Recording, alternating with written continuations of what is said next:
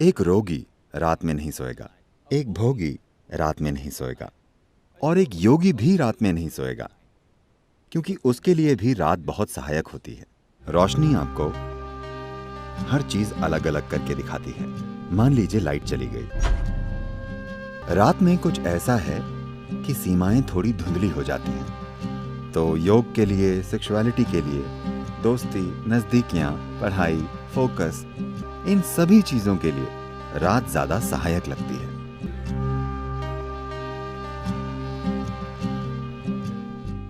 मेरा आपसे सवाल ये है कि ऐसा नहीं है कि मैंने अपने सोने और जागने का समय बदल लिया है और मैं दिन में सोती हूँ। बात बस ये है कि मैं ना सिर्फ पढ़ाई बल्कि बाकी चीज़ें भी रात में ज़्यादा कुशलता से कर पाती हूँ। मैं रात में बहुत स्फूर्ति महसूस करती हूँ। इसकी वजह क्या है? धन्यवाद। शायद आप गलत देश में हो।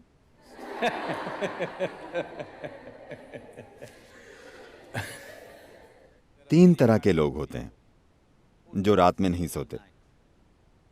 एक रोगी रात में नहीं सोता। रोगी का मतलब है बीमार इंसान, क्योंकि वो सो नहीं पाता। एक भोगी रात में नहीं सोता। एक सुख खोजने वाला रात में नहीं सोता, क्योंकि उसके कामों के लिए रात मददगार होती है।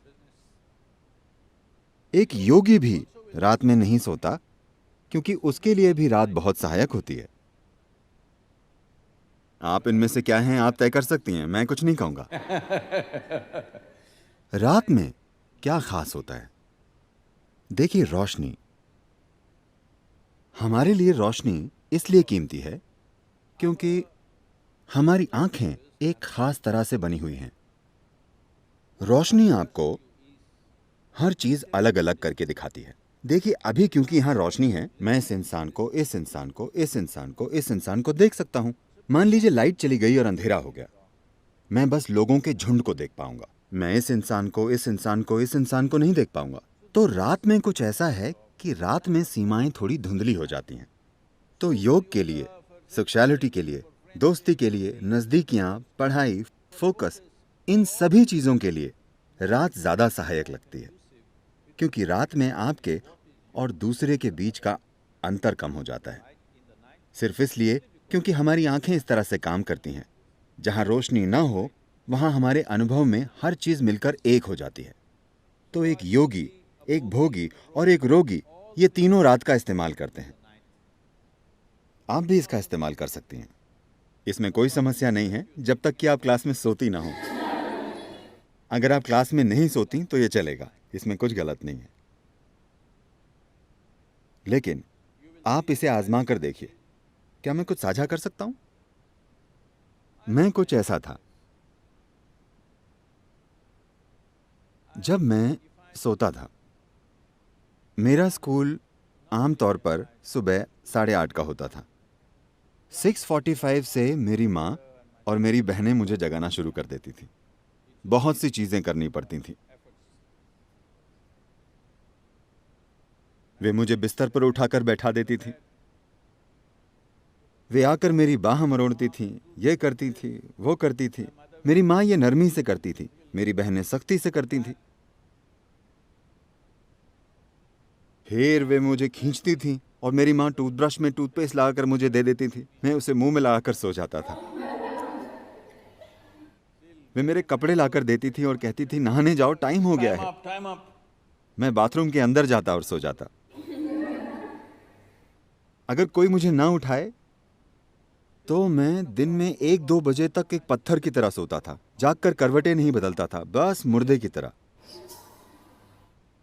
लेकिन मैंने 12 साल की उम्र में योग करना शुरू किया। शायद 8 या 9 महीनों के बाद, उसके बाद चाहे जिस भी जगह पर होने पर, चाहे कहीं भी होने पर, चाहे जो टाइम जोन हो, रोज मैं अलग टाइम जोन में होता हूं, लेकिन मैं सुबह 3:35, 3:40 पर जाग जाता हूं, क्योंकि उस वक्त प्रकृति में कुछ बदलाव होते हैं। मेरा शरीर बस जाग जाता है। अगर मैं चाहूं, मैं उठकर जो करना चाहूं कर सकता हूं। अगर मैं ना चाहूं तो मैं थोड़ा और सो सकता हूं, लेकिन शरीर हमेशा जाग जाता है। तो आपको सिस्टम में थोड़ी संवेदनशीलता लानी होती है। देखिए, आप इस धरती के अंश हैं, हाँ या ना? कोई इंसान अपने बारे में कुछ भी बकवास सोचे, लेकिन हम सब इस धरती से पॉपअप हुए हैं। आपने कंप्यूटर स्क्रीन पर पॉपअप देखे? Pop up. हाँ, आप बस पॉपअप हैं। आप गायब हो जाएंगे। आपको विश्वास नहीं होता कि आप चले जाएंगे। हाँ, मैं चला जाऊंगा। हाँ, वे सारे चतुर लोग, अनगिनत लोग जो इस धरती पर आपसे और मुझसे पहले घूमते थे, वे अब कहाँ हैं? नामो निशान नहीं है। सब मिट्टी हो गए। क्या ऐसा नहीं है? क्या वे पॉपअप नहीं थे? क्या आप पॉपअप नहीं है? पुप पुप। आपको लग सकता है कि आपका जीवन शानदार है वगैरह वगैरह। जहां तक धरती का सवाल है, वो बस अपनी मिट्टी को रिसाइकिल कर रही है। आपको उछालती है और फिर वापस खींच लेती है, उछालती है और फिर खींच लेती है। तो इस जरा से पॉपअप में अहम चीज और सबसे अहम चीज ये है कि आप अपने भीतर संवेदनशीलता लाएं। ऐसी संवेदनशीलता कि जीवन का हर आयाम आपके अनुभव में आ जाए, इससे पहले कि आप मर जाएं। क्या यह महत्वपूर्ण नहीं है कि आप इस जीवन को हर संभव स्तर पर अनुभव करें? है ना? हाँ, है ना? अनुभव का मतलब है, लोग सोचते हैं हमें हर दिन पार्टी करना है। नहीं नहीं, एक ही चीज आप कितनी बार करेंगे? इंसान के जीवन में खोजने के लिए बहुत कुछ है। आपको संवेदनशील होना होगा। संवेदनशील से मेरा मतलब है, क्योंकि इस शब्द का एक गलत तरीके से इस्तेमाल किया जाता है। इस मायने में जब लोग कहते हैं अरे वो संवेदनशील है, तो मतलब होता है वो जरा सी बात का बुरा मान जाएगी, है ना? आपके जीवन का संवेदनशील होना और आपके अहम का संवेदनशील होना दो अलग चीजें हैं। जीवन के संवेदनशील होने का मतलब है कि अगर आप इस हॉल में आते हैं तो आप यहाँ मौजूद हर चीज का अनुभव करते हैं। आपसे कुछ नहीं चूकता। अगर आप बाहर जाते हैं तो आप किसी चीज से नहीं चूकते। जीवन के हर आयाम को आपके अनुभव में आना चाहिए। तो संवेदनशीलता विकसित करने का मतलब है कि अगर आप अपनी आंखें बंद करें तो आप जान जाएं कि चांद अभी किस अवस्था में है, क्योंकि ये सब आपके शरीर में हो रहा है। हर दिन ये आपके सिस्टम में जाहिर हो रहा है। Every day it is playing in your system. Do you see if it's a full moon or a new moon, the entire ocean is coming up? क्या आपने ध्यान दिया है कि अगर पूर्णिमा या अमावस्या हो तो पूरा समुद्र उछलता है, ज्वार भाटा आता है ना? आप कभी समुद्र तट पर गए हैं या नहीं जाते? आप जाते हैं? लहरें उठती हैं। Yes. पूरा समुद्र ऊपर उठने की कोशिश कर रहा है। आपके शरीर का 72% पानी है। आपको लगता है कि कुछ नहीं उठता? ये उठता है। सूरज और चंद्रमा की हर स्थिति और कई चीजें जो धरती के साथ हो रही हैं, वो आपके साथ भी हो रही हैं। आपके जीवन को संवेदनशील बनना चाहिए, तभी आप जानेंगे कि आपके जीवन के हर पहलू को कैसे संभालें। संवेदनशील अहम मत बनाइए, अपने सामाजिक पहलू को संवेदनशील मत बनाइए। अगर आपके भीतर का जीवन संवेदनशील बन जाए और इस जीवन के साथ जो हो रहा है, अगर वो एक चीज आप जानते हैं, तो आप देखेंगे कि आपका जीपीएस ऑन हो गया है। तब कोई समस्या नहीं होगी, आप कभी खोएंगे नहीं। इससे कोई फर्क नहीं पड़ता कि कौन क्या कहता है, आप कैसे हालात में पहुंच गए हैं, आप कभी भटकेंगे नहीं, क्योंकि आपका जीवन संवेदनशील है।